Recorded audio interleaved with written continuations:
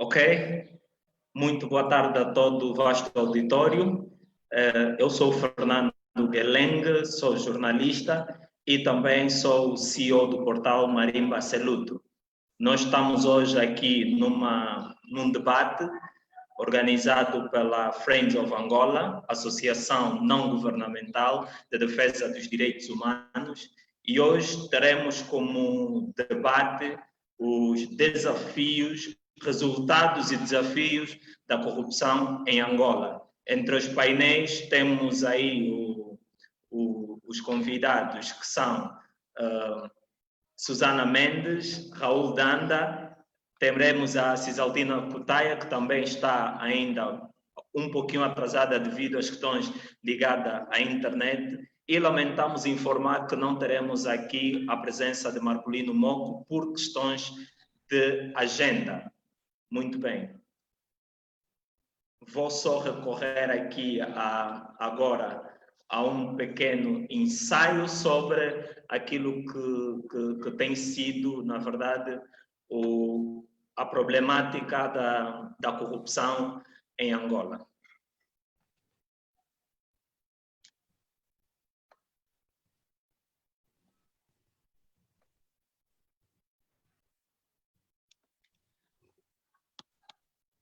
Resultados e desafios da luta contra a corrupção em Angola. A corrupção é um fenômeno que entrou no histórico da vida dos angolanos pela primeira vez com a governação do MPLA e com a presença do ex-presidente José Eduardo dos Santos. Ela se encontra em todos os setores da vida do país, desde educação, saúde, cultura, economia, política, sociedade civil, no desporto e até mesmo na religião. Mas as listas divulgadas pelas organizações internacionais de luta contra a corrupção apontam Angola como um epicentro de corrupção em África. E sabemos que o presidente João Lourenço, eleito no dia 23 de agosto de 2017, tem como bandeira de governação a luta e o combate contra a corrupção. E este combate, segundo a Agência Internacional, Transparência Internacional, melhorou Angola na posição de 19 pontos naquilo que é a luta contra a corrupção.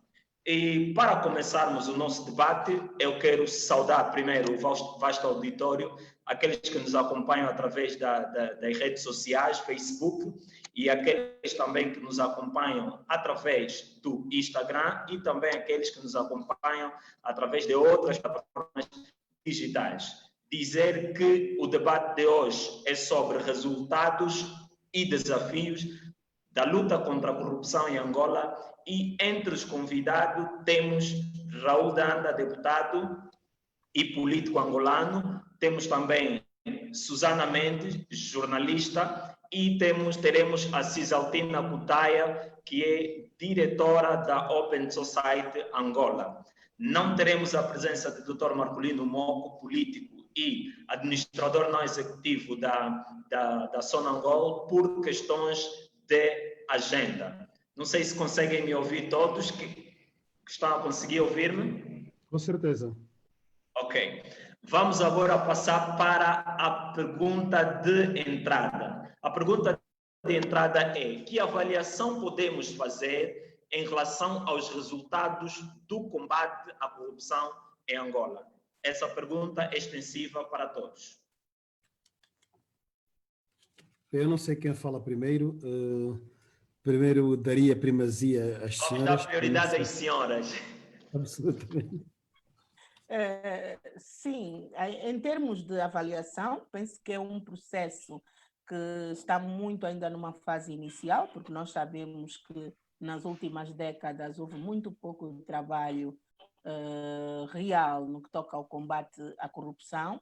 Este assunto é logicamente uma prioridade na agenda política, na agenda do discurso do Presidente da República, e há que reconhecer que também foram dados passos importantes no plano judicial. Mas é bem verdade que um comportamento, uma forma de gerir os fundos públicos que se arrastou por décadas, não se vai combater por decreto, não se vai combater com algumas decisões pontuais.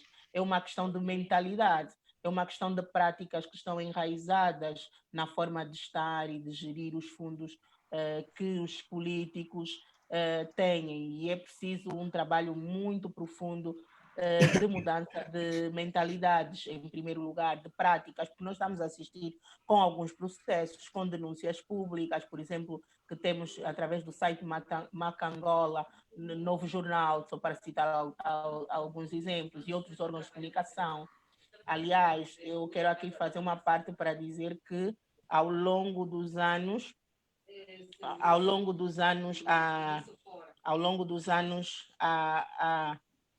ao longo dos anos, a imprensa foi sendo sempre muito acutilante na denúncia dos casos de corrupção. A imprensa foi sendo sempre um contrapeso. E nós estamos a ver agora que algumas práticas repetem-se, mantêm-se. Logo, estamos ainda numa fase muito inicial e é óbvio que o combate à corrupção não se resume naquelas pessoas politicamente expostas que nós já temos e que foram atingidas nesse turbilhão. É muito mais profundo, envolvem muito mais pessoas e é preciso que esse combate à corrupção seja genuíno a todos os níveis. Portanto, para início de conversa, o que eu iria dizer é óbvio que esse assunto faz correr muita tinta, pode-se falar muito sobre isso. Aldanda, é o momento. Bem, meu caro e todas as pessoas que nos acompanham, a corrupção é sem dúvidas um fenómeno que impede uma justa distribuição daquilo que é a riqueza nacional. Impõe aos angolanos um tratamento discricionário, um tratamento desigual e é um verdadeiro mal que, de facto, enferma a nossa sociedade. É um fenômeno que se apresenta como um fator que mutila as consciências, atrofia as competências e destrói as sociedades. Portanto, sabemos todos que a corrupção é suscetível de abanar os alicerces do Estado Democrático e de Direito, a segurança do próprio Estado e emperrar o regular funcionamento das instituições. Nós, quando olhamos para o nosso país e vemos que, de facto, o país, muitas vezes, eu tenho dito que o principal fator que faz com que este país, Angola, não avance, não foi a guerra, não é agora a Covid, nem nada, é sobretudo a corrupção. A corrupção destruiu este país de uma forma inacreditável. Destruiu o país, se nós quisermos começar do nível mais baixo, chamemos-lhe assim, destruiu o país em termos de aquilo que é até a educação, a formação de quadros, porque possibilitou que as pessoas pudessem, a troco de alguns tostões, ter um diploma, alguém que não fez o ensino médio de repente está a terminar a faculdade, enfim, mutilando a sociedade. Permitiu que as pessoas que não tivessem ido à escola de condução, não soubessem conduzir, tivessem uma carta de condução e matassem pessoas ou se matassem a si mesmas, não é? E tudo por causa da corrupção.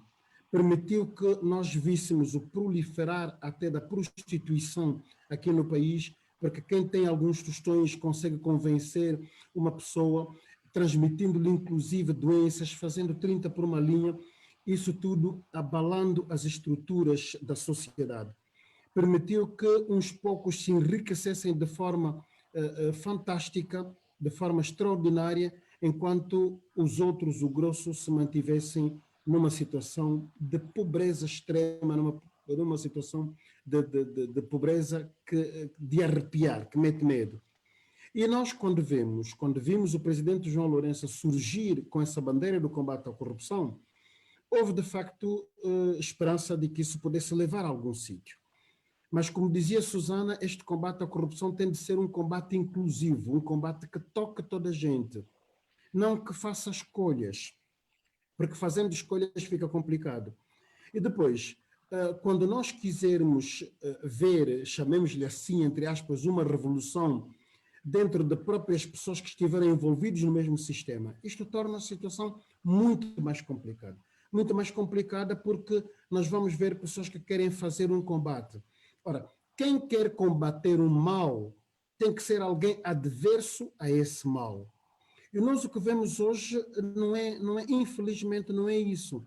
Vemos algumas pessoas selecionadas para serem apresentadas como troféu do combate à corrupção. E quando falamos de resultados, vemos pouquíssimos resultados até agora, não é? Houve aí o anúncio há algum tempo por parte de Sua Excelência, o Sr. Ministro da Justiça e dos Direitos Humanos, de termos conseguido cerca de 5 mil milhões de dólares recuperados. Onde é que este dinheiro está? É preciso... Já vamos falar disso, Raul Danda. Já vamos falar dos resultados e também daquilo que são as recolhas de todos os meios financeiros que a campanha de luta contra a corrupção tem estado a registrar. Mas, por momento, vamos dizer que o nosso debate hoje é sobre resultados e desafios do combate à corrupção em Angola. Hoje é sexta-feira, 26 de junho, e são 14 horas e 49 minutos. O debate está a ser moderado por mim, Fernando Guelengue, diretor e jornalista e diretor do portal Marimba Celuto, e conta com os preleitores Dr. Marcolino Moco, que não está presente por questões de agenda. Agora temos Dr. Raul Danda, que é deputado e político angolano. Temos também a presença já confirmada e online de Susana Mendes, que é jornalista, e aguardamos então pela Cisaltina Cutaia, diretora da Open Society Angola. A pergunta que não se cala é: quais são os desafios atuais, sabendo que já são 2 anos e 8, 9 meses, faltam apenas 58 dias para João Lourenço completar 3 anos de mandato? Que desafios temos para o combate à corrupção? Bom, em termos de desafio, penso que o grande desafio é também maior transparência naquilo que são os resultados, ou seja, nós precisamos de saber quanto é que estamos a recuperar, como é que este processo está a ser conduzido, maior e melhor comunicação com o público. Precisamos também que o setor judicial, no geral, possa aprofundar os mecanismos de trabalho, particularmente, por exemplo, a Procuradoria da República, que, quanto a mim, é tudo muito novo. Os processos de corrupção são processos complexos, como, por exemplo, estamos a ver a Operação Marquesa em Portugal, que continua, que envolveu, por exemplo, o ex-primeiro-ministro José Sócrates, a Operação Lava Jato no Brasil. São operações complexas e que depois se desdobram em outras operações. E isso requer um trabalho técnico muito aprofundado. E a grande questão com os processos de corrupção é que eles têm que ser bem fundamentados. Caso contrário, eles correm o risco de cair quando chegam a julgamento, porque há toda uma percepção de que há corrupção, de que esta pessoa está envolvida em corrupção, mas é preciso comprovar. É preciso comprovar e comprovar documentalmente, com testemunhos, e nem sempre é possível. Nem sempre é possível. E falando mesmo dessa impossibilidade, a questão das fontes desses documentos, ainda temos problemas de fontes desses documentos, e temos também o problema que os jornalistas enfrentam da barreira daquilo que são o acesso às fontes e também a perseguição após a denúncia. É claro, isso é permanente, mas é um desafio para nós. E há um instrumento que não tem sido muito utilizado, mas Angola tem uma lei de acesso aos documentos administrativos. É bem verdade que depois essa lei acabou sendo anulada pela legislação que regulamenta a questão do segredo de Estado, mas há ainda brechas que podem ser utilizadas. Portanto, nós temos às vezes que nos recorrer dessa lei. E eu não me lembro ainda até agora de uma pessoa que esteja a investigar e que tenha recorrido a essa lei para ter acesso aos documentos administrativos. Mas o trabalho de investigação é um trabalho de insistência. O jornalista de investigação tem que insistir e muitas das vezes, a maior parte das vezes, ele acaba conseguindo. Portanto, é preciso usar os diferentes métodos que temos para a reportagem de investigação, como o undercover, ou seja, trabalho sob cobertura e várias outras técnicas que podem ser usadas para obter informação, porque essa informação não nos vai ser dada, mesmo nos regimes mais democráticos, não nos é dada de graça. Então, há também esse desafio. A questão do acesso às fontes em Angola é crônica, é sempre muito difícil obter as fontes, mas o facto do governo e do presidente da República ter a questão do combate à corrupção como uma prioridade política, isso ajuda, porque temos uma abertura e portanto, uma via também para questionar. E eu penso que, como está aqui o deputado Raul Danda também, há um desafio para os partidos da oposição também de continuarem, por exemplo, ao nível do Parlamento, trabalharem no sentido de termos uma legislação mais, portanto, que possa balizar melhor o trabalho que é feito pelo sistema judicial neste sentido. Os deputados também, pelo prestígio que têm, pelo nível de intervenção, devem continuar a falar deste assunto, porque eu sinto, é uma coisa que eu já sinto há muitos anos, realmente, muitas das vezes, os deputados não acompanham os movimentos que tem a população, as reivindicações, nem sempre.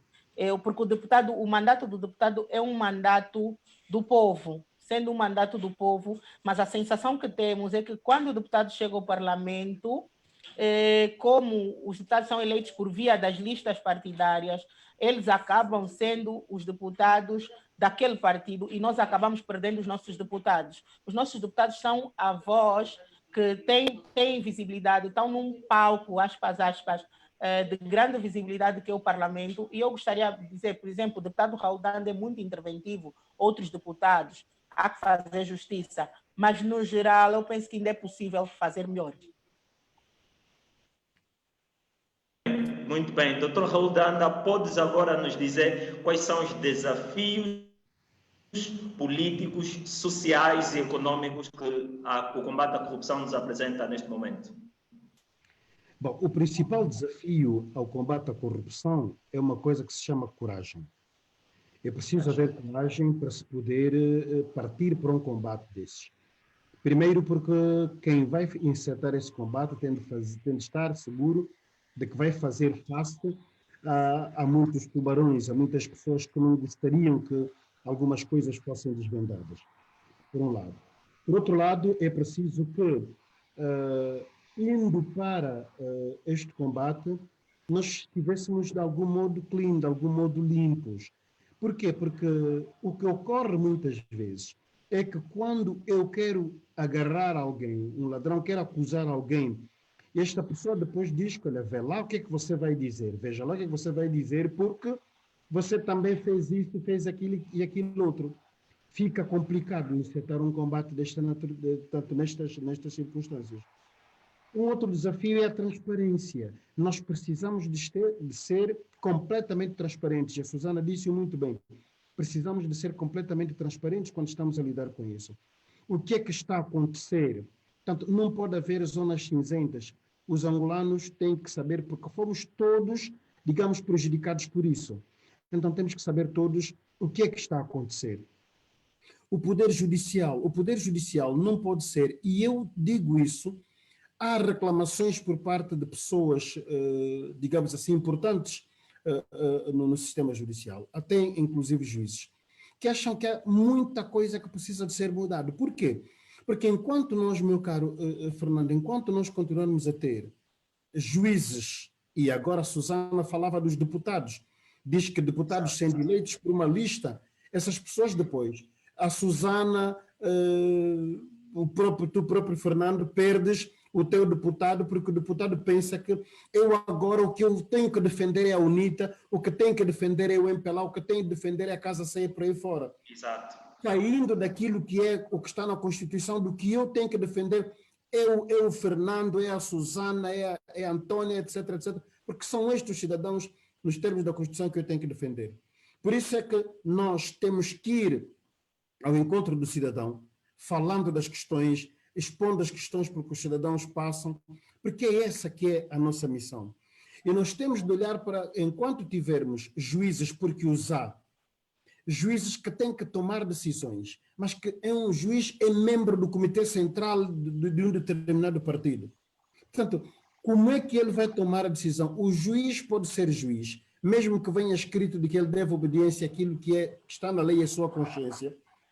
A sua consciência pode ficar afetada e ela afetar aquilo que está na lei, pensando naquilo que é o bem partidário, porque é o partido que o indicou para aquele local. Portanto, são vários desafios, de facto, que nós temos. Portanto, nós não podemos trabalhar num sistema judicial onde as ordens superiores apenas se deslocam. Portanto, as ordens superiores estavam num ponto que chamava-se José Eduardo dos Santos, estão agora noutro ponto que se chama João Manuel Gonçalves Lourenço. Se assim for, nós não vamos conseguir ir a lado nenhum. E como eu disse também... E acha que estamos num novo paradigma de governação ou continuamos na mesma?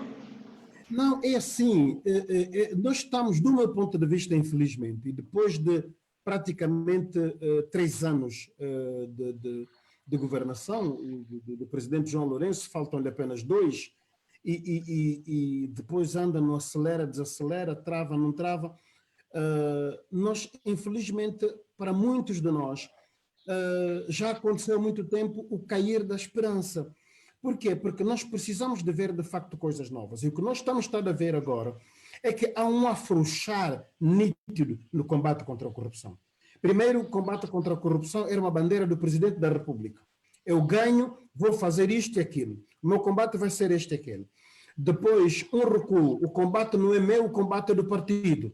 Mas se nós formos a ver onde é que está o centro do partido, não é que estejamos a dizer que o MPLA não presta, não vale para nada, não é isso que estamos a dizer. Mas o grande problema é que o ditado português, que a ocasião faz o ladrão, é válido em todas as circunstâncias. Como é o mesmo grupo de pessoas que esteve, portanto, digamos, no centro do poder e do poder econômico, no centro do dinheiro, portanto, é normal que tenha havido esta e aquela tentação para fazer isto e aquilo. E esta tentação, Fernando, do meu ponto de vista, o que é um grande desafio, é que enquanto nós continuamos a ver pessoas que o presidente João Lourenço levanta a voz e diz é preciso combater a corrupção, temos de acabar com isso. Mas nós, quando vamos olhar para as pessoas em quem ele confia para fazer esse trabalho, vamos aos administradores, vamos ver o que é que se passa no PIM. Ainda ontem mesmo, a senhora secretária de Estado da Administração do Território dizia que o PIM está a ter problemas de falta de transparência, não é? Porque há pessoas que estão tentadas. Você vai para um sítio, encontra alguém que numa aldeia, como aconteceu, por exemplo, agora na localidade de Cambembe, no Tinjenge, Uambo, fazer um chafariz que nem sequer está a jorrar água. Foi inaugurado, não saiu água nenhuma. 11 milhões de kwanzas, por amor de Deus. Uma coisa que se podia fazer muito bem com 2 milhões de kwanzas, por exemplo.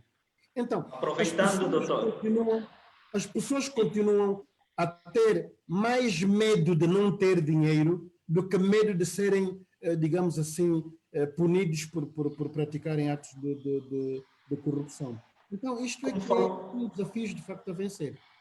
Como falou há pouco em relação à bandeira do presidente da República, João Lourenço, que é o combate à corrupção, eu aproveito então entrar para o nosso Facebook. Estamos a falar dos resultados e desafios do combate contra a corrupção e estamos a ser acompanhados também via Facebook. E no Facebook os nossos internautas acabam por colocar algumas questões e eu vou começar com Constantino Costa. o Constantino Costa coloca a seguinte pergunta.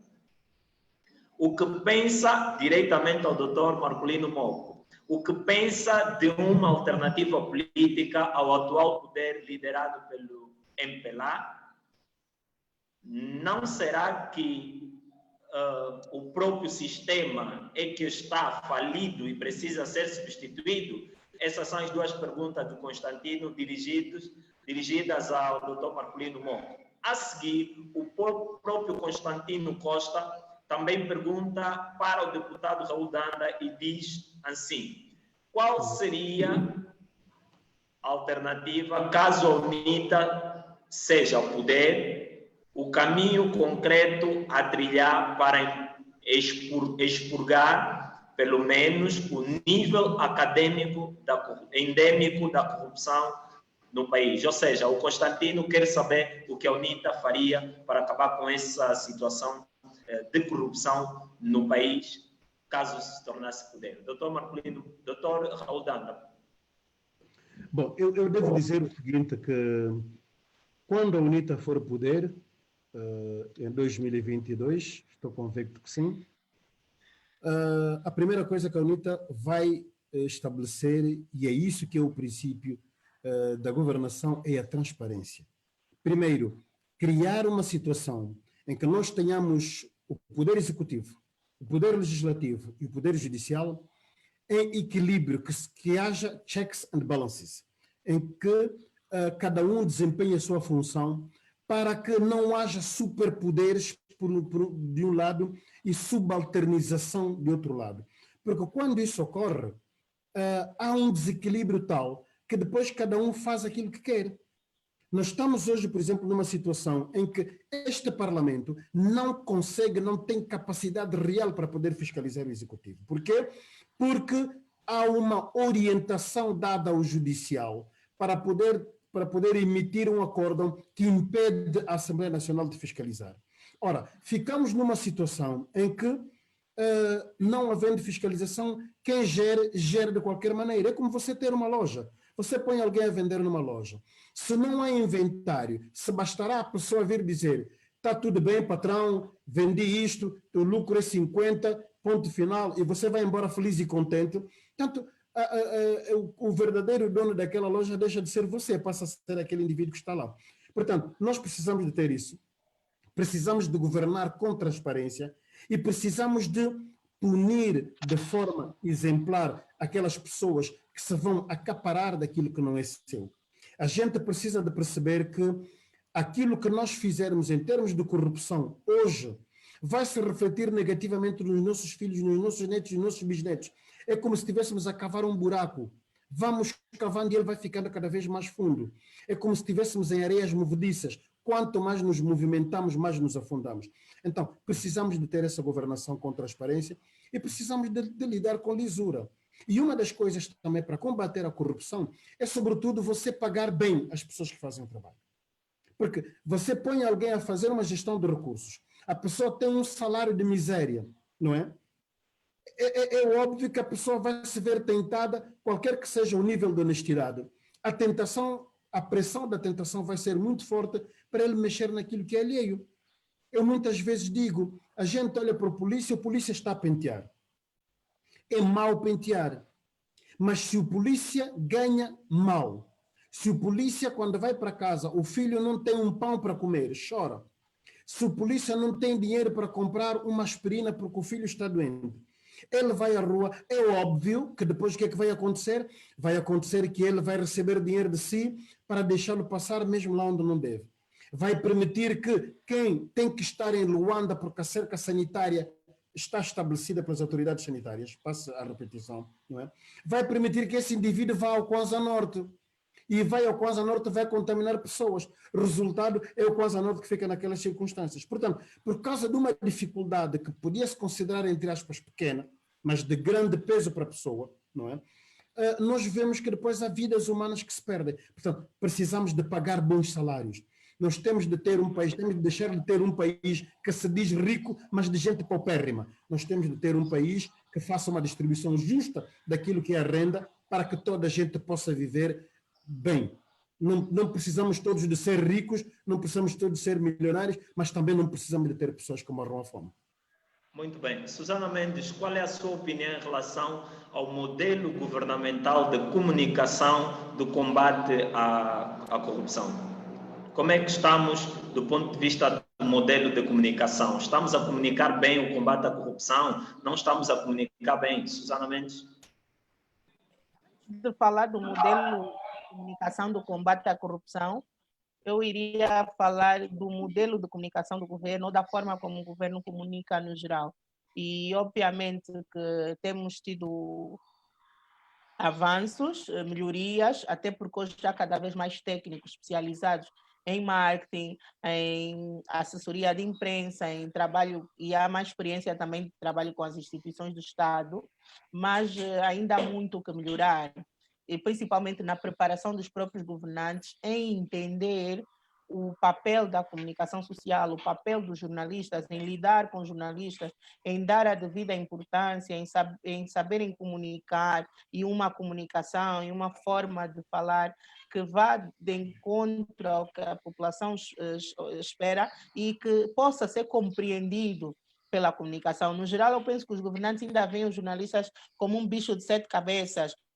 O que esse jornalista veio para aqui? O que ele quer saber? Isso não é assunto para os jornalistas. É incrível. E eu penso que o governo deveria investir muito na formação. Ninguém devia tomar posse nessa altura sem ter portanto, ou depois de tomar posse, deviam ter cursos em como lidar com a mídia, sobre a importância. Se eles tivessem essa formação, evitariam muitos problemas. A forma como comunica, a arrogância, muitas das vezes, com que se dirigem aos jornalistas, como encaram. Por exemplo, o que aconteceu recentemente com Armando Chicoca no Namibe, e o processo que ele, portanto, foi processado por defender, enquanto sindicalista, uma colega que foi agredida pelo escolta do governador. É um processo ridículo. A forma como as pessoas encaram a imprensa é preciso mudar. E isso depois vai para a questão da corrupção, ou seja, voltamos à questão do acesso às fontes, voltamos à questão do acesso à informação, disponibilidade da informação, porque, por exemplo, na questão do processo contra a corrupção, nós estamos a lidar com pessoas ou com especialistas ou pessoas que lidam com muito dinheiro e que têm atrás, muitas vezes, eles contratam lobistas e especialistas em comunicação, milionários a nível internacional, que eles conseguem branquear a imagem, por mais suja que a imagem esteja, eles conseguem, às vezes, convencer que essa parede laranja é branca. Então, não se pode ser amador para lidar com esse processo, porque o processo também há o processo judicial, pode haver a condenação judicial, mas muitas das vezes a absolvição pública ou o contrário, a condenação pública. Então, tem que ser mais profissional essa comunicação, mais ágil. E hoje até já temos muitos profissionais com experiência nessa matéria, e eu penso que devia socorrer muito mais desses profissionais. Susana Mendes, aproveitando que já está a falar sobre a questão da comunicação, não será também uma grande barreira a questão do salário ou rendimento do próprio jornalista ou daquelas pessoas que fazem parte dos processos de comunicação, dessas informações muito baixas que dificultam o maior impacto da divulgação? Bom, não é desculpa no geral, porque há sempre uma maneira de fazermos, e o jornalismo, eu costumo dizer, é como um sacerdócio. Nós não estamos no jornalismo pelo dinheiro, nós estamos no jornalismo porque gostamos dessa profissão, mas, óbvio, é uma profissão e temos que garantir o sustento. E, neste momento, as redações não oferecem as melhores condições, mas a grande questão também, quando estamos a falar de combate à corrupção, estamos a falar de jornalismo investigativo. E a grande questão é que muitas das vezes o jornalismo investigativo implica dinheiro, implica tempo. Eu já tive a oportunidade de visitar redações de jornais internacionais e eles têm equipas que trabalham, portanto, 4, 5 pessoas que ficam meses, pode ser 6 meses, 1 ano a trabalhar numa história, para trazer a público uma história, porque o jornalista de investigação, ele não pode, em princípio, ele não deve estar ligado ao trabalho diário da redação, às notícias, à cobertura. Ele pode fazer uma ou outra, mas ele tem que ter tempo. O jornalismo de investigação demanda tempo. E é óbvio que quando as redações e os jornais não têm fundos, ou as rádios, ou as televisões, não vão poder fazer esse trabalho de profundidade que as pessoas esperam. É óbvio que também isso não é desculpa, mas temos que ser realistas. Infelizmente, muitas das vezes as pessoas comparam.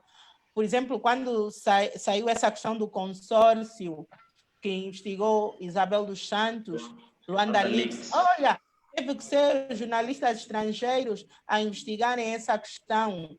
E, verdade seja dita, tivemos também jornalistas angolanos que contribuíram. Mas não se pode comparar realidades completamente opostas. Tanto para se fazer esse trabalho, demanda fundos, demanda tempo, que muitas vezes não temos. E as pessoas que se dedicam ao jornalismo investigativo em Angola são muito poucos estes jornalistas, né? Vêm aqui ao grande Rafael Marques. Temos agora, nos últimos anos, o Carlos Rosado de Carvalho. Temos outros jornalistas. Tivemos o Pedro Cardoso, que agora não está baseado em Angola. E outros jornalistas que vão fazendo esse trabalho. A equipa do Novo Jornal tem sido muito acutilante, e várias outras equipas que têm feito esse trabalho. E outros jornalistas, né? Obviamente que agora é melhor eu não citar nomes para não ser injusta com outros colegas, mas há jornalismo investigativo aqui a ser feito em Angola. Mas, obviamente, que o Rafael Marques é o nosso grande expoente neste capítulo, não é? E, obviamente, que este trabalho muitas das vezes não é reconhecido, e mesmo a população em geral, muitas das vezes, né, lembrar aqui o Graça Campos, nós tivemos um colega, né, há vários anos, o Ricardo de Mello, que foi assassinado pelo Imparcial Fax. Essa questão do jornalismo, o saudoso diretor do Agora, Geleng, Aguiar dos Santos, trabalhaste com ele também. A equipa que tivemos na capital durante algum tempo foi muito acutilante. Então, nós temos esse jornalismo investigativo também como tradição. Mas, infelizmente, eu também sinto isso. Os jornalistas foram fazendo esse trabalho, muitos foram presos, outros sofreram muito, e muitas vezes nós nem temos o consolo, não temos o apoio, o conforto da sociedade no geral para reconhecer o nosso trabalho. Ok. Agora vou passar a palavra para o doutor e deputado Raul Danda. As perguntas nas redes sociais continuam a chover. A pergunta para o doutor Raul Danda é a seguinte: o combate à corrupção começa-se a combater a partir da base ou do topo? Essa é a primeira pergunta, e a pergunta é de Antônio Miguel Mabiala. E a segunda pergunta, já para juntar, doutor, para responder as duas de uma só vez, a segunda pergunta vem dos Estados Unidos da América, que também estão a acompanhar o nosso debate, e diz assim, a pergunta pertence a Antônio Miguel Mabiala também, diz assim: gostaria de saber por que os deputados não criam escritórios independentes para o atendimento dos cidadãos, como acontece aqui nos Estados Unidos da América. Dr. Raul Danda, são duas perguntas direcionadas para si. Bom, relativamente à primeira pergunta, não há uma ordem de combate à corrupção, do meu ponto de vista, se tem de começar pela base, se tem de começar pelo topo. Por isso é que eu dizia que o combate à corrupção tem de ser uma coisa inclusiva. Portanto, nós olhamos para o combate, para a corrupção, sabemos que a corrupção tem que ser combatida, e depois desincentivar, digamos, as práticas de corrupção ao nível baixo, daqueles que vão receber uma gasosa para dar um documento mais rapidamente, ou dar um documento sem que a pessoa tenha merecido isso. mas também daqueles depois que desviam altos recursos. Eu devo dizer aqui, Fernando, que há coisas que se passam, inclusive até na alta indústria, na indústria petrolífera. As pessoas ligadas aos contratos nas instituições que têm que velar por isso, como a Sonangol, etc., não é? São instituições que, por causa dos níveis de corrupção, e é preciso que tenhamos coragem para atacar isso, por causa dos níveis de corrupção, deixam que as coisas ocorram de qualquer maneira, como quem diz, se eu recebo uma viatura Mercedes-Benz, se eu recebo um bilhete de passagem para ir para Paris, ou para ir para Houston, ou para ir para onde quer que seja, não é? E vou com a minha família, etc., mando passear aquilo que possa acontecer com o Estado. O dinheiro nem sequer é meu, é do Estado. Ele esquece-se que ele próprio também é o Estado. Eu, se for a perguntar, se o Fernando depois, no quadro até de uma boa investigação enquanto jornalista, se for a procurar saber se alguém sabe ao certo que a quantidade de petróleo está saindo do nosso país, fica complicado saber dizer que sim. Eu, há pouco tempo, vi uma reportagem ligada ao Congo-Brazzaville, onde houve pessoas, um ministro das Finanças, não é, do tempo de Lissuba, que foi simplesmente posto fora, né, justamente porque ele não concordava com determinadas coisas. Ninguém sabia que a quantidade real de petróleo estava a sair, não é? Porque quem controla isso nem sequer é o governo recebe relatórios. E o relatório vem exatamente aquilo que se pretende que as pessoas saibam. E então, a regra segundo a qual quem parte e reparte não fica com a melhor parte, ou é burro, não percebe da arte, tem estado a vingar. Por isso eu acho que a corrupção tem de ser combatida mesmo a todos os níveis, de forma invariável. Porque nós ouvimos, por exemplo, e é preciso curar, preciso fazer o esforço para extirpar essa vício da corrupção. Na minha língua diz-se, buconsongo que fuchibucungananco. Ou seja, procure curar uma doença porque o vício é difícil. Por isso é que nós vimos o presidente José Eduardo Santos, em novembro de 2009, declarar ao seu partido tolerância zero, porque é muito tímido o combate contra a corrupção, é preciso fazer alguma coisa, e depois aconselhava o partido a fiscalizar os atos do executivo. E o presidente João Lourenço disse que vamos combater a corrupção, mas em vez de ter um órgão como é a Assembleia Nacional, um órgão, digamos assim, heterogêneo, que possa fiscalizar, não, diz que o partido tem de fazer um esforço para fiscalizar o executivo. Qual é a fronteira entre o partido e o executivo? Então, não existe isso e fica muito complicado. Sobre o Mabiala dos Estados Unidos, que pergunta por que é que nós, os deputados, não temos escritórios para poder receber os cidadãos, olha, é um bocadinho complicado. Eu sou presidente de uma comissão e tenho um gabinete. O secretário, o presidente do grupo parlamentar, etc., tem um gabinete. Mas o grosso dos deputados não tem. O grosso dos deputados fica sentado na sala de reuniões para poder fazer o trabalho, se não está a ocorrer uma reunião, mas porque também nós próprios depois queremos uma coisa e depois deixamos de querer, né? É que há nesta instituição está a ser construídos, não sei quando é que termina, já era parte do projeto inicial, o gabinete dos deputados, para que cada deputado possa ter um gabinete, um local de trabalho e um local, obviamente, para receber pessoas, não é? Isso na Assembleia Nacional, doutor?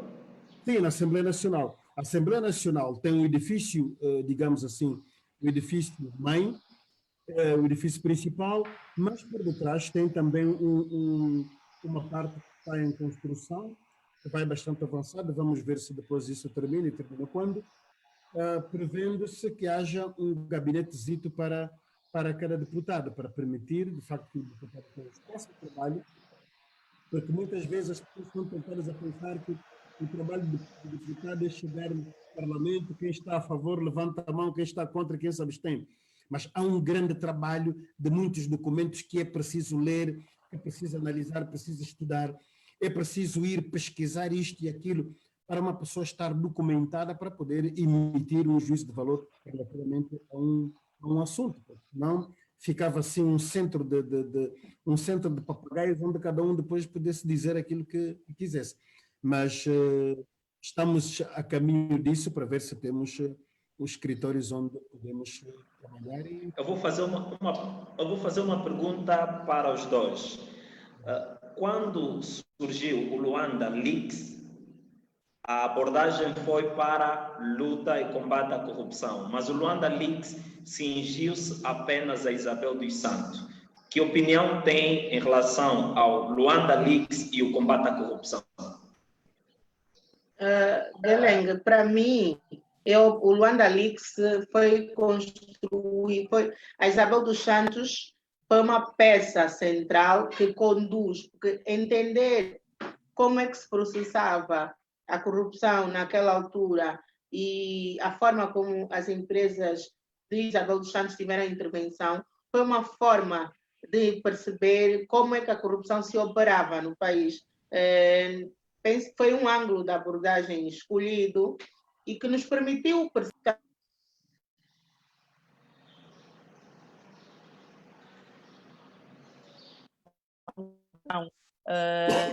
pessoas que percebem de informática, que conseguem ter acesso a documentos. Aliás, há uma grande discussão em relação a isso, por exemplo, a questão do Julian Assange, de outras pessoas que permitiram, e hoje o hacker português que permite ter acesso à informação. É óbvio que tudo isso ainda está em discussão, mas eu penso que é um ângulo da abordagem que se construiu para fazer a abordagem. Agora, é óbvio que combater a corrupção não se resume a Isabel dos Santos, não se resume a alguns nomes que temos. É uma questão muito mais ampla e eu continuo a dizer, tem que ser a todos os níveis, porque não nos interessa ter esse combate à corrupção macro e depois ao nível das administrações, por exemplo, na execução do PIME, temos questões escandalosas, ao nível dos governos provinciais, temos questões escandalosas que não são investigadas, a questão dos bancos comerciais também, que precisam de maiores práticas, melhores práticas de gestão, de compliance, de garantir que aquele cliente que deposita dinheiro é um cliente que verdadeiramente consegue justificar de onde é que vem o dinheiro. Portanto, o combate à corrupção é um processo e é uma mudança, mesmo para nós, por exemplo, o polícia parou na rua, você não tem o documento certo e paga uma gasosa ao polícia, também é um corruptor. E muitas das vezes viemos aqui, somos pessoas que vamos falar publicamente, mas temos pequenas práticas que não são as melhores. Então, é muito profundo e é um trabalho, mas é óbvio que os políticos de topo dão exemplo. Queria só também voltar um pouco ao que o deputado Raul Nanda falou, até porque é difícil ter a oportunidade de debater ou estar num painel com os deputados. Essa questão realmente dos deputados preocupa muito, porque o sistema político angolano hoje sufoca e é todo partidarizado e caminha cada vez mais para a bipolarização. Parece que o país é só UNITA e MPLA. E, por exemplo, para a criação das listas de partidos políticos, só é possível hoje chegar-se a deputado por via de um partido político. Apesar de que os partidos hoje, o MPLA e a UNITA, têm convidado personalidades independentes para ingressarem nos partidos políticos, mas e aqui abrir um parênteses, às vezes os que entram como independentes acabam saindo dos partidos políticos mais fiéis partidários e empregando mais a bandeira do que no final da jornada do que aqueles que já lá estavam há muito tempo, mas não permite que cidadãos livremente possam concorrer também para o parlamento, como existe em alguns países, ou mesmo para presidente da República. Para se chegar a presidente da República, só por via de partidos políticos, quando anteriormente nós podíamos ter candidatos independentes. Penso que aí são os grandes partidos a ditarem o curso das coisas. E penso que este debate todo tem que acontecer. A questão da própria Constituição, que precisa ser revista em alguns capítulos. Mas eu acredito que é um debate contínuo a fazer, mas eu penso que o país vai para além dos partidos políticos. Há país para além da UNITA e o MPLA e outros partidos.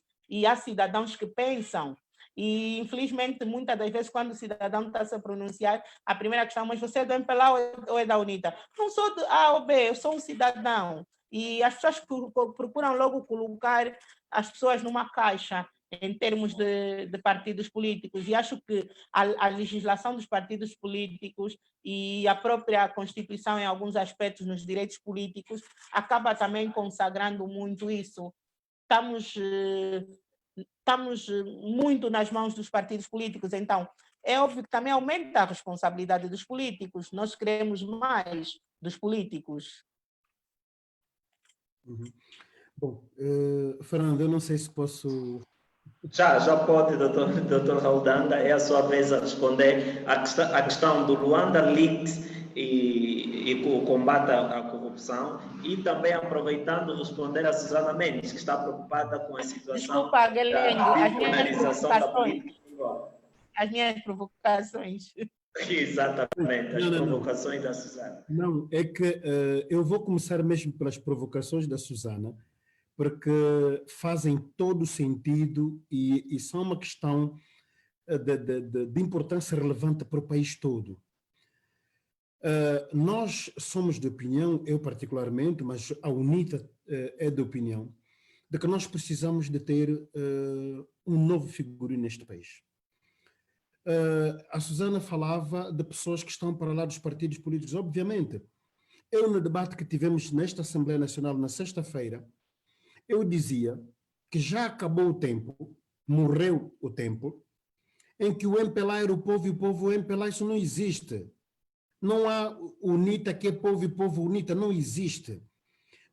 Cada um dos partidos tem uma franja da população que se revê nesse partido. Mas nós também temos muita gente que não se revê nem no MPLA, nem na UNITA, nem na FNLA, nem na Casa Ceia, nem em coisa nenhuma. Mas são angolanos com o mesmo valor, com os mesmos direitos constitucionais.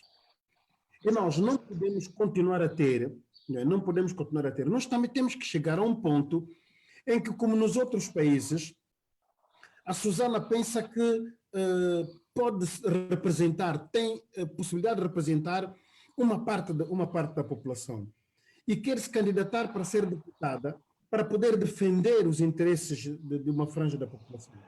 Ela tem que ter possibilidade, tem que se lhe dar essa possibilidade, que não seja apenas por via de um partido político. Mas essa história da via de um partido político é a coisa que herdamos em 2010, desde 2010, né, da Constituição atípica que nós temos. Termos cabeça de lista. Repare numa coisa, se nós tivermos um presidente, portanto, que é cabeça de lista de um determinado partido político para as eleições gerais, eu tenho-me recusado permanentemente a chamar isso eleições gerais, porque eu acho que o que nós temos no país são apenas eleições legislativas, onde cada partido político apresenta uma lista de deputados, vai-se cooptar o partido que ganhar as eleições, vai-se cooptar o primeiro da lista para ser presidente e o segundo para ser vice-presidente, e depois os outros distribuem-se entre o executivo e o parlamento. Não é? Nós vamos ter um partido, por exemplo, que tenha ganho as eleições com 30% dos votos. E depois temos outro que tem 20%, temos um que tem 25%, temos outro que tem 10%, por aí fora. Este partido que teve maioria de votos, sendo apenas 30%, vai governar. O primeiro da lista é Presidente da República. Ora, nós temos um Presidente da República que vai dirigir um país com 30% dos votos dos eleitores. Esse homem ou essa mulher nunca se pode sentir legitimada para desempenhar isso. Porque você tem 70% das pessoas que não escolheram. Então, não devia ser assim. Era preciso que o presidente ele próprio fosse. O Raul Danda quer ser presidente da República. O Fernando quer ser presidente da República. A Susana quer ser presidente da República. Apresente-se, apresenta os seus argumentos de razão e vê quem aposta nele. Se o grosso apostar, 50% mais um, é porque a maior parte dos eleitores apostou em mim. Tem legitimidade. De outra forma, não pode ter. Então, nós não podemos também amarrar isso aos partidos políticos. É preciso que, de facto, a coisa se descomponha. Daí a necessidade de nós fazermos uma reforma constitucional. Mas o que é que acontece? Se abordar o presidente João Lourenço, porque já o fizemos, relativamente à necessidade de se poder fazer uma alteração pontual à Constituição, o Presidente da República, se quer de facto combater a corrupção e se quer de facto que tenha que esteja à frente de um governo que seja realmente fiscalizado, uma das coisas que tem que fazer é aceitar reduzir os seus poderes. Porque da forma como ele tem as 52 ou 54 competências que a Constituição confere ao Presidente da República, enquanto Presidente da República, enquanto titular do Poder Executivo, enquanto comandante em chefe das Forças Armadas, não é? Dá-lhe a possibilidade de ele ter pé no seu executivo, de que ele é o único. Hoje não temos um governo como poder, é só uma pessoa, é unipessoal, não é? Dá-lhe a possibilidade de pôr o pé no sistema judicial, porque os juízes, nós fomos a ver os juízes dos tribunais superiores como é que estão indicados.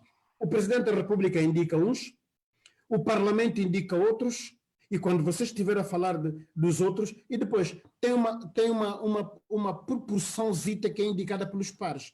O que significa que o Presidente da República indica uns, o Presidente da República, por via da maioria parlamentar que tem aqui, vai indicar ainda outros e tem sempre uma maioria. É assim que ocorre nos tribunais, é assim que ocorre na Comissão Nacional Eleitoral. Então, temos um sistema viciado, quem é que manda? Eu, se for a dizer, oh, Fernando, você eu vou indicá-lo para você ficar aqui e fazer isso. É óbvio, você pode fazer até um grande esforço. Mas o que vai acontecer no final do dia é que você depois vai dizer, o Raul é que me indicou, eu vou fazer aquilo que ele me está a pedir. Então, por quê? Porque depois, sobretudo quando existe a possibilidade, não é? Do Raul depois dizer que o Fernando não está a fazer aquilo que eu quero, vou mudar, vou pôr a Susana.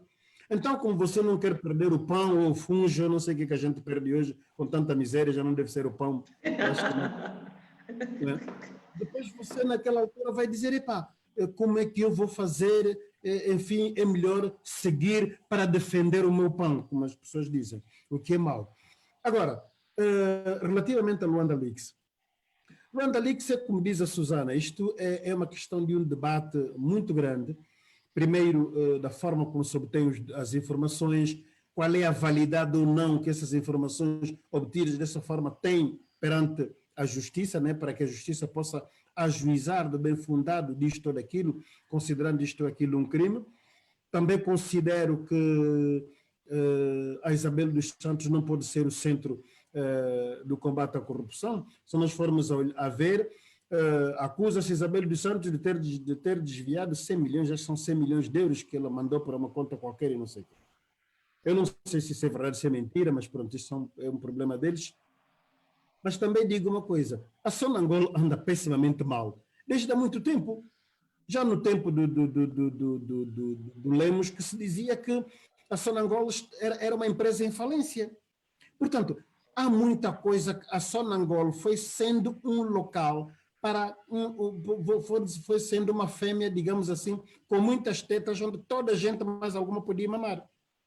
E nós temos de ser sinceros, se quisermos fazer um combate contra a corrupção, este combate não se pode cingir a Isabel dos Santos, não se pode cingir aos filhos do Zé Eduardo dos Santos, não se pode cingir ao Augusto da Silva Tomás, não se pode... Não, enfim, é preciso que esse combate seja inclusivo.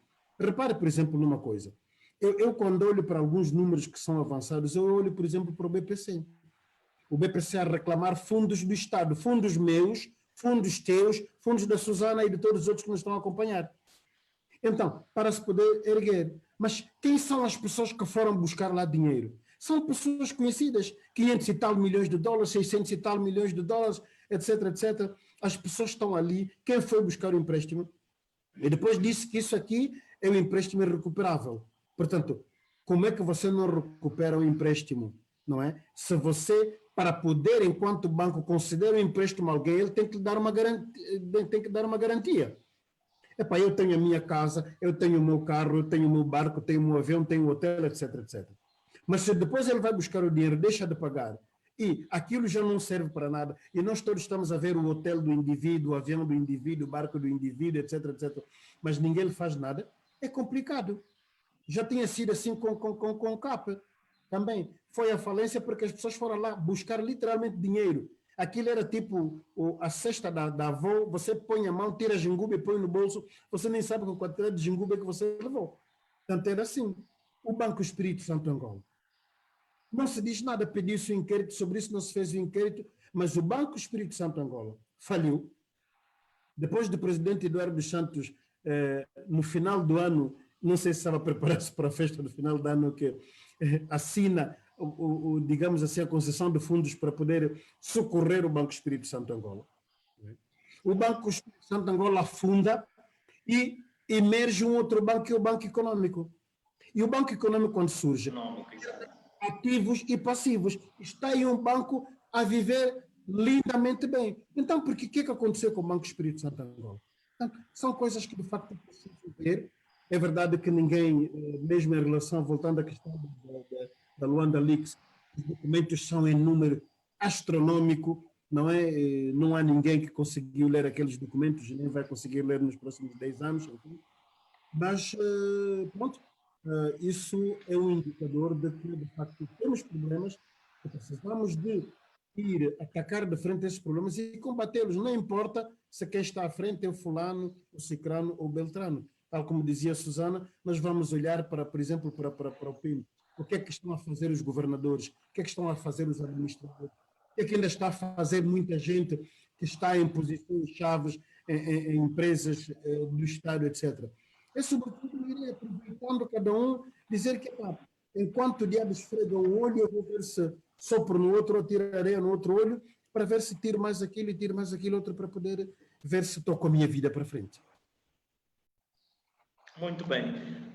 Não podíamos terminar o nosso debate nem sequer sem falarmos da Covid-19. O mundo está a viver uma pandemia mundial e Angola também está a enfrentar os desafios da Covid-19. Mas muitos desses orçamentos que estão a ser aplicados para combate e a prevenção da Covid-19 já começam a ser desviados. Qual é a opinião que tu tens sobre este aspecto? Susana Mendes. Penso que essa pandemia é realmente um grave problema que estamos a enfrentar, afeta muito as famílias, as empresas, e eu penso que essa reflexão em torno do impacto tanto vai continuar por muito tempo. E penso que não é uma questão da gestão dos fundos do corona, que são alocados para o combate ao coronavírus, mas é a questão da gestão dos fundos públicos. Porque o que está a acontecer é simplesmente a transferência daquilo que já acontecia. É bem verdade que a gestão para o combate ao coronavírus, estamos a falar de milhões, e onde há muitos contratos onde, tanto o processo é simplificado para facilitar que se possa adquirir material, é um risco, mas não pode ser de outra forma neste contexto, e já estamos a ver em algumas partes do mundo, como no Brasil, acusações sérias em relação a essa questão.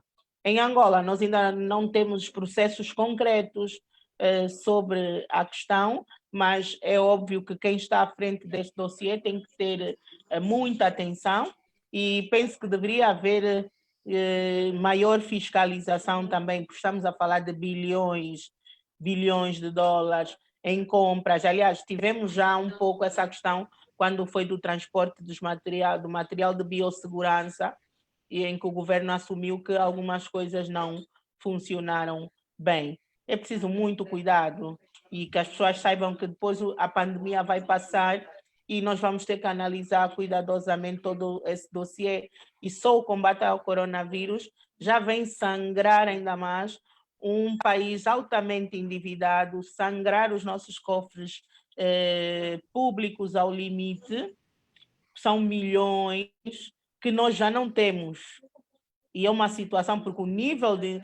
E aí voltamos para uma questão terrível, que é o nível de endividamento público da Angola, que atingiu já níveis insustentáveis.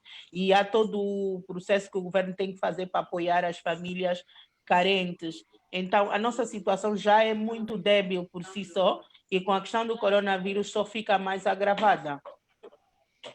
Mas o número de corruptos em Angola, a soma dos valores dos supostamente corruptos não cobriria aquilo que é a dívida pública do nosso país? Não há um estudo de corruptos por meio quadrado em Angola. Nós não conseguimos divisar. E é óbvio que a ideia que se tem também é que há muita corrupção, mas nós também temos que ter o cuidado de reconhecer que há pessoas que fazem a gestão de fundos públicos que fizeram e que hoje até vivem uma vida modesta, que não enriqueceram. Portanto, também não podemos generalizar. Nós temos pessoas que são um bom exemplo. Por exemplo, quando falava com o deputado sobre a questão de atender o público, de atender os eleitores. Eu lembro do deputado Mendes de Carvalho, que naquela altura, mesmo com as condições que ele tinha, ele atendia as pessoas. Lembro de já ter presenciado isso, ele conversava com as pessoas, ele prestava um serviço público. E nós temos muitas pessoas que deram a vida e dedicaram-se à gestão e tiveram cargos públicos e que não enriqueceram também. Portanto, também não podemos generalizar. É óbvio que aqueles que têm acesso ao pote de mel são muito vorazes quando lá estão, mas também temos bons exemplos, e mesmo ao nível dos deputados, e como eu fiz muitas provocações aqui aos deputados, também temos que reconhecer que há deputados que realmente são, eu até quando comento alguns posts desses deputados, eu falo, olha, deputado do povo, independentemente de a que bancada parlamentar pertencem, mas, e aqui não tem a ver com um partido político só, mas tem a ver com a postura destes deputados. E transversalmente nós encontramos deputados que nos representam, que fazem intervenções, mesmo neste mandato, até inclusive na bancada do MPLA, e foco a bancada do MPLA porque a bancada do MPLA tem sido muito visada por ser a bancada do governo. Mesmo na bancada do MPLA, nós encontramos deputados que fazem intervenções importantes e que, inclusive, podem levar o executivo a melhorar o nível de atenção, o nível de serviço que prestam ao país. E não será um modelo para a campanha eleitoral, para a próxima campanha, Susana? Que modelo, Guelengue? Em relação a abordagem política que faz, a abordagem mais realista que fala da bancada parlamentar do MPLA. Mas isso é para o próximo debate, Susana. Não, mas aqui posso falar rapidamente que os políticos têm que acordar. Nós vamos caminhar para as autarquias e nas autarquias eles já não vão poder se defender no chapéu dos partidos políticos. Vão ter que trabalhar mesmo para a população e a população vai cobrar. Mas, por exemplo, e não é por o deputado Raul Danda estar aqui, mas o deputado Raul Danda é daqueles deputados que, com outros de outras bancadas, como o deputado Lindo Bernardo Tito, por exemplo, deputados também do MPLA, que eu acho que têm um bom nível de intervenção, que prestam também um serviço público. E aí a gente até, porque as pessoas comentam muito a questão dos deputados, os carros, as benesses, etc., mas eu acho que as pessoas não se importariam muito se estes deputados prestarem um serviço que sirva verdadeiramente o país. Tá bem, Susana Mendes, estamos a ficar sem tempo, por isso vou passar a palavra ao doutor e deputado Raul Danda. Bom, relativamente à Covid-19, eu gostaria de primeiro aqui um vibrante apelo para que a Covid-19 não seja exemplo daquilo que aconteceu no combate à malária, etc., um motivo para as pessoas ganharem dinheiro. Porque muitas vezes as pessoas não se importam com o sofrimento dos outros, dos seus concidadãos, e vão procurar ganhar dinheiro numa situação em que tem causa sofrimento a morte de certas pessoas. De outras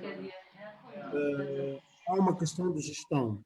É preciso que... Mas eles já sabem que todos os documentos que desaparecem têm que fazer cópia. Qual é? Pensamos que haja esta... Então é melhor escanear. Digamos, Susana... Sim, já está sem som. Continuando, doutor. Mesmo que haja este investimento grande e grandioso relativamente à Covid-19, é preciso que haja prestação de contas. Nós não podemos partir do princípio que estamos num estado de exceção, num estado em que estamos a ser afetados todos por causa da doença da Covid-19 e então, em função disso, nós podemos gastar o dinheiro da forma como queremos. Não, não pode ser assim. É preciso que haja, de facto, uma prestação de contas. Nós até agora, nós ouvimos, por exemplo, vimos aquela questão da malária. Temos a malária que tem estado a matar centenas de pessoas neste país. O que é que estamos a fazer? Que a Covid-19 não sirva apenas de uma forma de show-off para mostrarmos ao mundo que já fizemos mais um hospital de campanha, pois temos aqui tantos ventiladores e que temos aqui equipamento de biossegurança. Não. Vamos olhar de facto para o interior do nosso país e ver quais são as necessidades reais, como cuidar da nossa população. Isso é que é o mais importante. Não vale a pena estarmos a dizer, como muitas vezes ouvimos, estamos a trabalhar de forma extraordinária, estamos a fazer um trabalho excelente, etc. Eu não tenho estado a ouvir de Timor-Leste, que teve apenas 24 infectados, curou os 24, não morreu nenhum, parou por aí há meses que não se fala de nenhum infectado em Timor-Leste. Nunca ouvi um canal nenhum de televisão ou rádio os timorenses a dizerem que estão a fazer um trabalho excelente. Então vamos deixar dessas coisas, estarmos a fazer um trabalho excelente, para quem é posto para governar, espera-se dele que faça de facto esse trabalho excelente. Temos as testagens custam caro. Estamos a ouvir falar em 180 mil kwanzas um teste. A senhora ministra da Saúde, quando falou, esteve a fazer contas. Isso custa 50 euros, depois mais isto, e sem contar com reagentes, sem contar com aquilo, etc, etc. É preciso que o Estado assuma que cuida dessa testagem. Porque nós não temos. Eu vou dizer, por exemplo, a Susana, você precisa de fazer uma testagem, pega 180 mil kwanzas. A Susana vai olhar para mim para dizer, Raul, vais pagar? Porque assim, ela tem que pensar entre o teste que vai fazer e a fuba ou o arroz e o peixe que vai comprar para poder ir comer. Tanto o que é óbvio.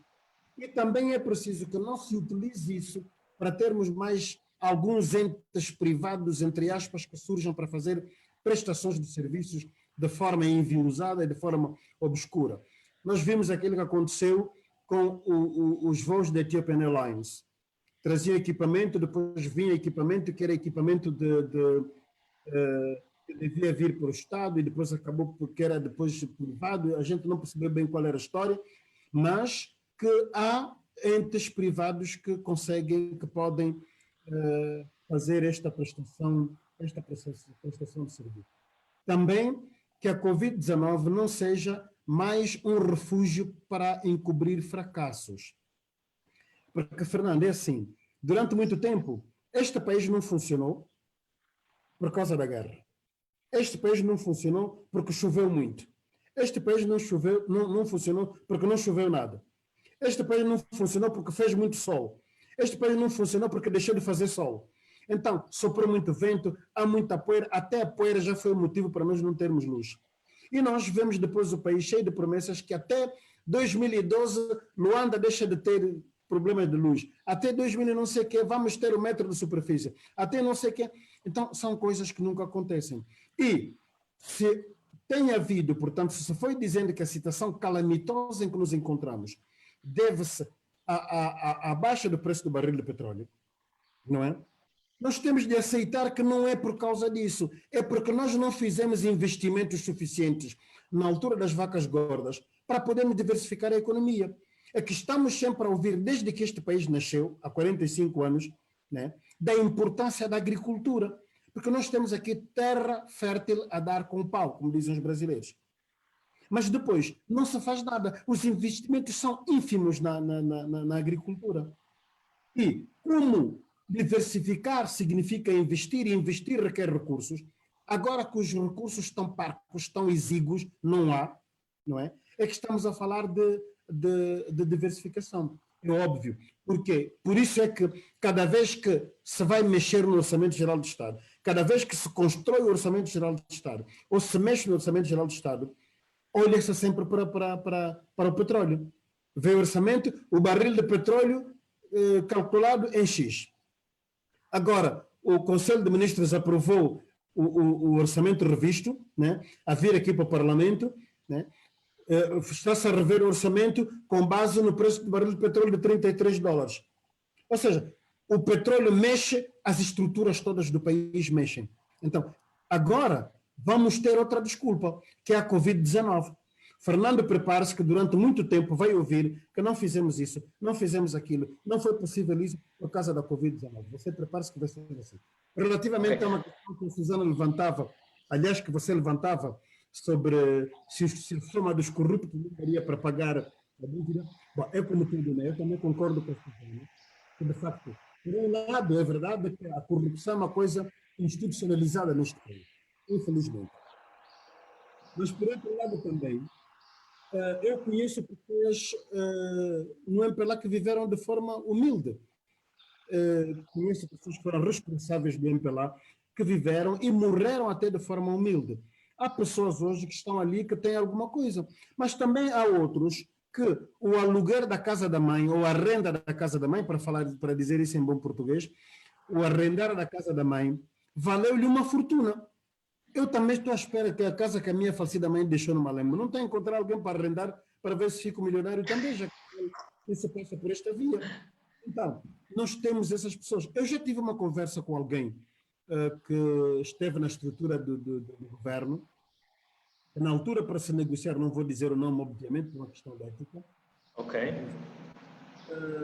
Ao negociar a dívida com uma estrutura, que é o Clube de Paris, disseram que se vocês, angolanos, que estavam-se a pedir, né, o perdão da dívida, etc., a resposta que se deu é que se vocês, em Angola, as pessoas que estão no governo, as pessoas que estão no poder, se juntarem o dinheiro que têm, dá muito bem para pagar essa dívida e sobrar troco. E então, é um bocadinho por aí, porque de facto há pessoas que ostentam riqueza e depois os angolanos têm uma coisa, ele sabe que nasceu, ainda fala eu, que o Manuel Danda, meu pai, na era colonial tinha loja, tinha um bar, etc., que podia dizer que tinha um carrito, podia dizer que tinha algum dinheiro. Mas há pessoas que o pai foi mesmo camponês, não tinha nada, fez um esforço extraordinário para o filho ir à escola, fazer a primária, depois fazer... É um indivíduo que chegou aqui pobre, pobre, pobre, assume um cargo pobre, mas de repente ele nem tem cuidado de esconder. Exibe a mansão no Estoril, exibe outra mansão nos Estados Unidos, exibe não sei o quê. Enfim, nós estamos, por exemplo, a ouvir agora que o nosso presidente também tem uma grande mansão nos Estados Unidos, não sei se comprou quando era secretário-geral do MPLA, se quando era ministro da Defesa, se quando era primeiro vice-presidente da Assembleia Nacional, se quando era governador, também já não sei. Enfim, mas há essas coisas e as pessoas, muita gente no país, infelizmente, ostenta riqueza. Quem vai para ir falar de Angola e dizer que nós estamos num país pobre, ajudem-nos, é um indivíduo que tem um fato que custa não sei quanto, que tem um relógio que custa 20 e tal mil, que um Rolex custa 20 e tal mil euros, que tem não sei quanto, está a dizer, por favor, o meu povo está a morrer de fome, ajudem-nos. E o indivíduo, se você vender o relógio, sustenta a sua aldeia. Pelo menos as pessoas na sua aldeia comem durante o mês. Então, doutor Roldán, aproveitando que está com a palavra, sem cortá-lo, aproveitando que estava com a palavra e respeitando os nossos internautas, há aqui o Patrício Oliveira que coloca uma pergunta exatamente para o doutor Roldán nos seguintes moldes. Será que a UNITA, tal como eu, pensa também que esta perseguição contra Isabel dos Santos é uma fachada para esconder algo maior? Essa pergunta é do Patrício Oliveira e vai para Raul Danda em 30 segundos. Bom, para Patrício Oliveira é assim. Eu acho que eu não tenho motivo nenhum, nem para condenar, nem para ilibar a engenheira Isabel dos Santos. Isso é um trabalho que tem que ser feito pelos tribunais. Tribunais consequentes, tribunais justos, que possam ajuizar as coisas e possam decidir as coisas. Eu sou das pessoas que acredito que a engenheira Isabel dos Santos teve, digamos assim, algumas facilidades. Teve o pai presidente da República e, obviamente, teve algumas facilidades no acesso a isto e no acesso àquilo. Também acredito que a engenheira Isabel dos Santos também teve algum engenho em poder fazer a gestão, porque houve muita gente também que recebeu 300 milhões de dólares e no dia seguinte já não tinha dinheiro. Se não parava no 1º de maio para pedir esmola, porque, enfim... Então, mas também eu continuo a achar que o combate, meu caro Patrício Oliveira, o combate à corrupção não pode ficar pela Isabel dos Santos. Se nós formos olhar para Isabel dos Santos e por aquilo que se diz relativamente à Sonangol, vamos fazer um estudo sobre aquilo que foi o funcionamento da Sonangol, para podermos encontrar outras coisas. Provavelmente até consigamos encontrar outras coisas que não sejam apenas Isabel dos Santos.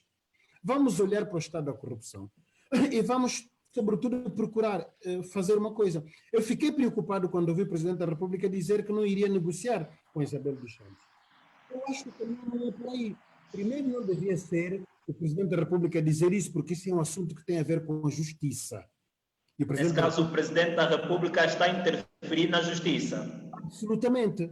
Porque e o Presidente da República não tem estado a ter cuidado necessário, se ele me permitir o termo, quando trata dessas questões. Porque ir, por exemplo, à Euronews dizer que eu não estou a tocar nos filhos do ex-presidente Eduardo Santos, estou a tocar em cidadãos, ele não tem que tocar em ninguém. Quem tem que tocar é a justiça, tem que deixar que a justiça faça o seu trabalho de forma fluida, porque isso é que faz com que as pessoas digam, então, se ele está a tocar, é porque as ordens superiores mudaram de ponto, é ele que está a orientar a justiça, faça isso, faça aquilo outro. Portanto, isso é uma coisa complicada. Nós vamos olhar, por exemplo, aquela questão que ocorre com o caso Augusto Tomás. Numa situação, é preciso, há uma situação que os advogados pedem, pode, de facto, haver efeitos suspensivos para que espere pela decisão em liberdade. Porque se eu vou me queixar ao Fernando, por exemplo, se o Fernando acusa-me de alguma coisa, condena-me a 5 anos, por exemplo, eu faço o recurso à Susana, e a Susana tem a possibilidade ou de manter os 5 anos, ou de aumentar o número de anos, ou de diminuir, ou até mesmo de absolver, não é? Aquilo que o Fernando decidiu tem que estar suspenso, porque senão não faz sentido. Eu vou cumprir a pena se a Susana demorar 1 ano a decidir. Eu teria cumprido 1 ano e se a Susana disser que eu fico absolvido, como é que fica? Entretanto, no mesmo processo, nas mesmas condições, outra pessoa chega e o tribunal decide de forma contrária. Então, o indivíduo depois pensa, estamos aqui a lidar com um caso judicial, mesmo com um caso político, um caso social, um caso quê? Portanto, são essas coisas que de facto precisamos de ver para podermos fazer aquilo que eu considero um combate à corrupção que seja inclusivo, que todos paguem. E vamos olhar mesmo para as coisas, vamos conversar, nós somos todos... nós somos todos, digamos assim, angolanos, somos todos irmãos da pátria e temos que chegar naquilo que na minha terra disse fiabeziana. Fiabeziana é qualquer coisa como reconciliação, mas para nós em Cabinda tem mais peso do que a simples reconciliação. É eu dizer ao Fernando que, Fernando, Susana, nós fizemos assim, a Susana vai dizer, eu falhei aqui, o Fernando diz, eu também falhei aqui, para como é que vamos fazer para resolver isso? Vamos conversar, vamos dialogar e mantermos aquilo que é da nossa casa intacto e podermos avançar. Não vale a pena nós estarmos depois a estender essas porradas, essas querelas nesta pública e não sei o quê, depois começa a dizer, olha, aquela família sempre a porrada. Quer dizer, saiu da guerra das armas, agora entra noutra guerra. Então, precisamos de facto de ter esta capacidade, né? Não vamos chegar aqui e dizer que, quem roubou, quem fez isso, leva e não sei, não, aquilo também não é dele, não pode ser assim. Mas vamos dialogar, vamos dizer, meu caro, minha cara, isto aqui não é seu, isto não é seu, isto não é seu, como é que vamos fazer? Devolve ou não devolve? Como é que fazemos? É assim que nós temos de fazer. Mas muito bem. O diálogo nunca pode ser posto de parte.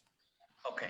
O debate sobre o combate à corrupção é um debate extenso, abrangente, que, na verdade, requer continuidade desse debate. E hoje estamos a falar efetivamente dos resultados e o combate à corrupção em Angola e temos entre os nossos convidados Susana Mendes, que é jornalista sênior, com muitos anos de trabalho a nível do jornalismo angolano e muito interventiva nas suas abordagens. Temos também Raul Danda, que é deputado, também que tem estado a intervir muito na Assembleia Nacional e também é daqueles deputados que sem papa na língua, né? O chamado deputado do povo. E não tivemos a presença de Cisaltina Cutaia, que é a diretora da Open Society, não conseguimos tê-la aqui, e também perdemos, por questões de agenda, o político Marcolino Moco. A última pergunta que eu gostaria de deixar, que é 1 minuto para todos, para cada um, é soluções para a questão dos resultados e os desafios do combate à corrupção. Soluções em 1 minuto, e estou a colocar o meu cronômetro para efetivamente suspender. Eu vou ser mesmo muito rápida, mas penso que a solução passa por... Podia falar muita coisa, mas os políticos têm que ser genuínos, porque passa pelos políticos. Quem estiver envolvido no processo tem que ser genuíno, tem que ser uma vontade genuína de combater a corrupção. Infelizmente, eu tenho outra live agendada, infelizmente, como eu disse, a organização, que estava previamente agendada antes desta, então tenho a necessidade de sair desta live para poder entrar para outra live. Mas já estamos a terminar, por isso pode terminar o raciocínio à vontade. Sim, era mesmo essa questão. Eu penso que tem que ser genuíno o combate à corrupção. Tem que haver vontade genuína. Porque eu podia dizer 1000 coisas, mas é isso. Tem que ser sério e genuíno. Ok. Dr. Raul Danda? Bom, eu mesmo para terminar diria assim, se nós quisermos fazer um combate à corrupção que responda àquilo que são os anseios, precisamos de ser verdadeiros, precisamos de ser sérios no combate contra a corrupção. É preciso que o combate à corrupção não seja em função de eu gostar mais ou menos do Fernando, etc., mas que seja de fazermos um combate e procurarmos resultados para o país, para nós nos comprometermos como se eu estou aqui e quis fazer isso quando, no entanto, não se fez. Eu digo muitas vezes, as pessoas lutam para isso, que fosse uma pequena brincadeira, mas se nós quiséssemos fazer um verdadeiro combate à corrupção, punir corruptos, era preciso que o presidente João Lourenço mandasse abrir o estádio 11 de novembro. Então, colocava lá grande parte das pessoas que estiveram a fazer a gestão, não é? E depois ele ficava com a chave. Depois tinha que pensar se aquilo que ele tem, ele, a primeira-dama, etc., se aquilo que ele tem, porque não é qualquer pessoa que depois pode levar a filha para ir dar à luz nos Estados Unidos ou na França e depois voltar. Mas se aquilo tudo que ele tem é fruto do seu trabalho, então ele sai, fecha a porta e leva a chave. Mas se não é fruto do seu trabalho, ele fica lá dentro, fecha a porta e atira a chave aqui para alguém sério que possa, de facto, dizer que não está envolvido.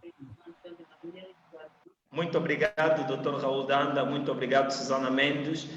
Resultados e desafios do combate à corrupção em Angola. Hoje é sexta-feira, 26 de junho de 2020, e tivemos esse desafio de debater com o deputado e a jornalista Susana Mendes. Não tivemos a presença de Cisaltina Butaia, da Open Society, e Dr. Marcolino Moco, Friends of Angola, responsável pela produção e organização deste debate, e é uma associação de defesa dos direitos humanos e trabalha com má governação e eleições a nível de Angola a partir dos Estados Unidos. Muito obrigado e até já.